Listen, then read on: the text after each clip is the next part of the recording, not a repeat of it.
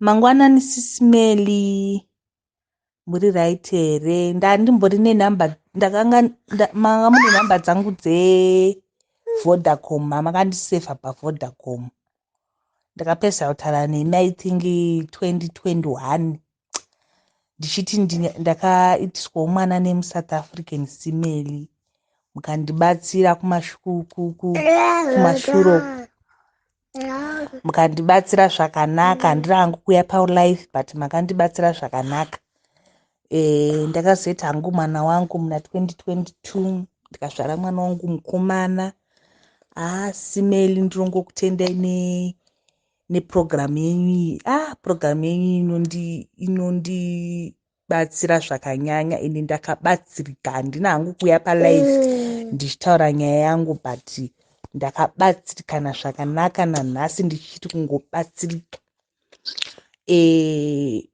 Nhasi ndangoti regai nditaure nasisimeli ndivaudze kuti nditsvagirewo munhu wokungofambidzana hangu naye.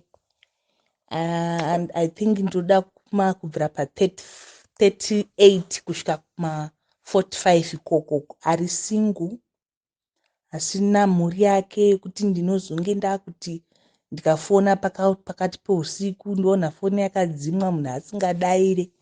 Ndirongodawo munhu ati machuwa simeli ende munhu anoziva Mwari. Sisimeli ndotodawo muchato mukati muupenyu hwangu. Ndotodawo murume anondida, anoda mwana wangu, kwete kuti ndiri kuda mari yake kana kuti chii, but ndotodawo munhu amachuwa anoda mwana wangu. Anoda mwana wangu, anondida.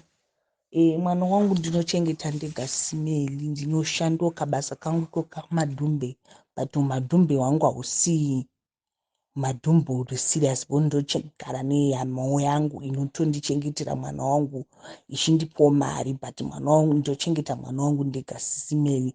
Is not kuti ndechida mari yemunhu simeli. Ndiri kutodawo munhu ari serious wo anodawo kuvaka imba, ari serious simeli, amachuwa. I think kubvira pa38 kusvika pa45 simeli ndo murume wandiri kuda. Ndinogara kuJoburg. Nyangwe akanga ari kure kasimeli kungoti anongomukawo nditi mangwanani wamuka sei baby, how are you, zvakangodaro. Ari kure atori nani simeli, unongoti hi how are you, zvitori nani simeli. Ende ndingafare chaizvo because hapana chakanaka chokungomuka uchingonzi hi baby how are you. You understand? Mukunzwisisa zvandiri kutaura.